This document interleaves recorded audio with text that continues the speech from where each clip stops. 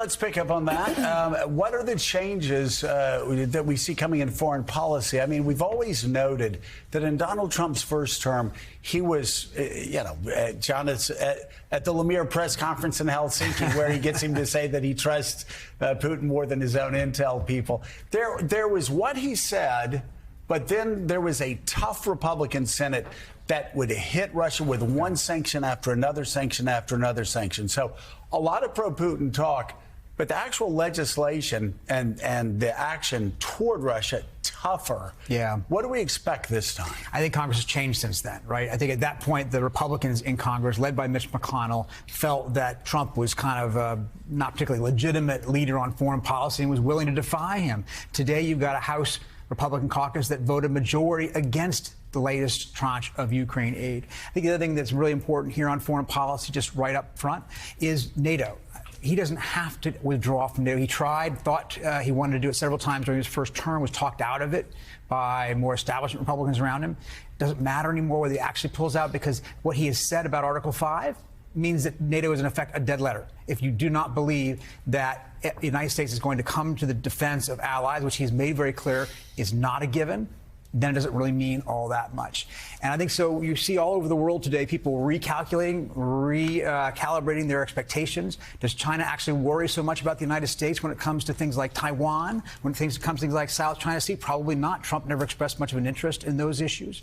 And so, yeah, I think, as Keir said, the world is waking up to a very different place. And Jonathan, you look at China, and I mean, Donald Trump is, at least in the first term, he was focused on finance. He was focused on trade. He was focused on tariffs.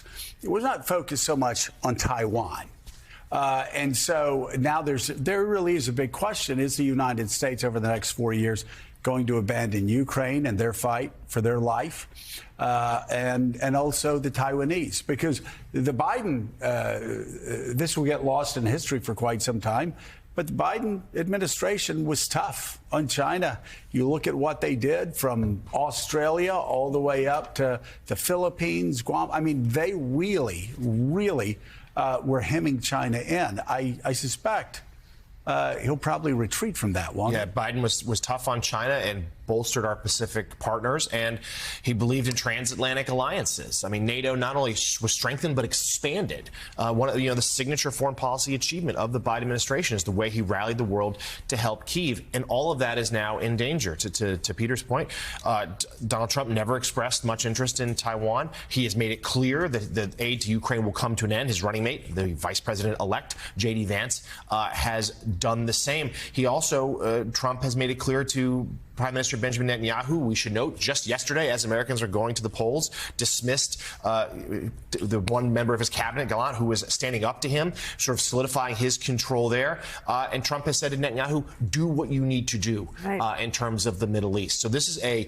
reshaped world, and we are seeing these world leaders rush their congratulations to Trump. I mean, privately, most of them did not get along with him very well in his first term, but now realize that they have to deal with him again, and that includes Zelensky. Yeah, I was going to say, this is an extremely nervous moment in Kyiv for President Zelensky, who now worries that his support for the United States could collapse. Chris Matthews, you were sitting in your home state of Pennsylvania this morning, a state won by Donald Trump, not as close as some predicted it would be. Kamala Harris didn't do what she needed to do, even in those suburbs of Philadelphia that are so decisive in these elections. What's your morning after assessment of what happened? Well, several months ago, maybe a year ago, I began to study the 50 counties in the middle, the ones that James Carville calls Alabama in Pennsylvania, between Pittsburgh and Philly. And in every one of those counties, it seems that the Trump vote between 16 and 20 had gone up into the 70s. And now and I assumed it was going to continue in that progression. The red states, the red counties were going to get redder and redder. And therefore, he was going to do better in those areas and maybe enough to overcome the suburbs. And he did. He did. And I think that's it. And it's all about immigration and the economy. But immigration has been a terrible decision for Democrats. I don't know who they think they were playing to when they let millions of people come cruising through the border at their own will. Because of their own decisions, they came running through that border, and they didn't do a thing about it. And a lot of people are very angry about that. Working people especially, they feel that they've been betrayed. They feel that their country has been given away, and they don't like it. And I don't know who liked it. The Hispanics apparently didn't like it. They want the law enforced. And so I'm not sure they were playing to anything that was smart here in terms of an open border. And that's what it is, an open border. And I think it's a bad decision. I hope they learn from it. The economy, I think you can talk all you want about rates of inflation going down. What people do is they remember what the price of something was, whether it's gas or anything or cream cheese or anything else, and they'll say, I can remember when it was $2, now it's $7. And they remember in the last 5 years. That's how people think. Democrats don't know how people think anymore. They think about their country, and they think about the cost of things. And the working people figure, well, all these college kids, all the ones who went to elite universities, all looking down on us. Besides that, besides all this, we're getting condescension and the deplorables and all that stuff. And they felt it, and they voted that way. It's for real. I mean, and the thing is, you talk about the college kids that graduate and go out and try to buy a home. Good luck. I mean, even the young voters a couple of weeks ago, Democrats said, I don't know what this means for our future. We are not pulling in the young voters the way we used to pull in the young voters. So it seems to me, Chris, that, and you're old enough, like I am, you're old enough to remember this. This seems probably like the low point for the Democratic Party going all the way back to, let's say, 1984. You know, the San Francisco Democrats, Reagan wins 49 states. The party is just in complete chaos. But 2 years later, Jesse Jackson travels around the South. He registers a lot of voters, and Democrats shock everybody, take back the Senate in 86. I don't know that it's going to be that clean and neat here.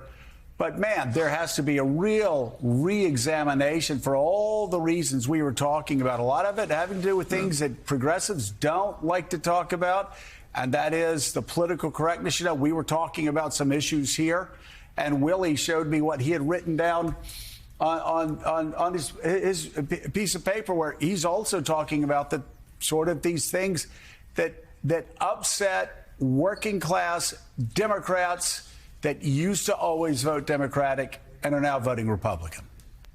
You know, I think there's an issue here about gender, and I want to get into the issue. Bob Casey was a very popular governor here in Pennsylvania. He said that Pennsylvania is a John Wayne state. It's not a Jane Fonda state. Now, you can read a lot into that, but one of this is kind of the old values, yes, and all that about the male patriarchy, whatever you want to call it, all the negative things. But it's also a toughness. And I think if we're going to get a woman elected president, and we can do this in the generic terms now because it is going to be generic from now on, I think it might have to be a more conservative Democrat. A more conservative Republican. I think like Margaret Thatcher and Merkel and people like that, and maybe Hillary was right. She had to be a little tougher on war issues, because if you're going to run as a woman, all three strikes can't be against you. Woman of color, that you're a woman, and that you're weak on defense or weak on spending.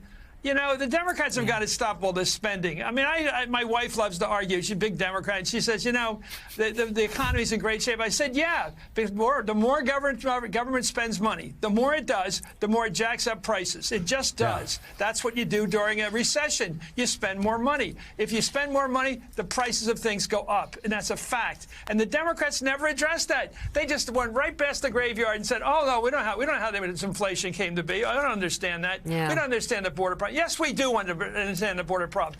As a guy said to me, why does the little man love his country? Because it's all he's got. And if you're down in the dumps and you see your country being overrun from people from another country who just decide to come in for economic reasons, you're going to get mad about that. You say, wait a minute, the only thing I got is my country. Yeah. That's all I got. And you live in Philly or you live in Washington, D.C., and you've got police forces that can't keep cops on the force right now. And over the past 3-4 years, crime has been everywhere in those cities, that also has an impact. You know, it's so interesting what he said about Bob Casey saying about your John Wayne. It's a John Wayne state. I know you've heard me tell this story before, but 30 years ago, in 1994, my first day knocking on doors, I knocked on like, 50 doors. I came home. My parents said, "How was it, Joey?" I said, "Well, I learned that you're either on the side of John Wayne or you're on the side of Jane Fonda." I said that to him. I said, it is that split, and you see it the second you knock on the door. And I will tell you, that was 30 years ago, and that is still the cultural rift that pulls at Americans. Understood, and you have to, within that, figure out how to win. And I think there's a lot of very legitimate discussion here about how Democrats lost this. But I just got a text from a member of Congress saying, something else we need to look at is how people are turning to social media, podcasts, and other non-traditional sources for their news, and also news stations that aren't news.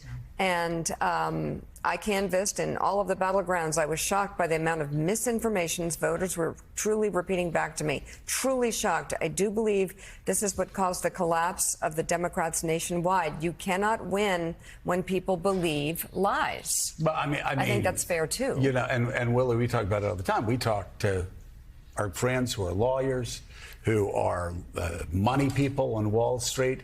And they just give you misinformation. You're like, dude, where did you get that from? Well, that's educated. And then you sit there and you talk them through it. And then they're like, are you sure? Did he really say that about Millie? Yeah. Oh, he didn't say that about Jane. You're making that up. Yeah. And then you sit there and you say, oh, here, chapter and verse. And then it's Willie didn't mean it. That's where it always is. He's not going to put a 200% tariff. Come on, why are you guys biting on all the bait he throws out there? Well, we watched him as president for 4 years, and we take him at his word. Elise, we'll give you the final word here in this segment about lessons learned for Democrats and now what the next 4 years look like. The progressive era should be over if they want to start winning again. Wow. There's that. Peter Baker? Peter, final thoughts this morning. Top that. I think what we've learned is that Trump is not the aberration anymore. In fact, this is Trump's America, right? I think for a long time, a lot of Americans, a lot of liberals and Republicans who didn't like Trump told themselves he was a historical anomaly, that he didn't win really in 2016. People weren't with him. He didn't win in 2020, no matter what he says, and that he will eventually be purged. Well, that's not the case. We're going to have a 12-year, at least, era of Trump, and that's a pretty significant era.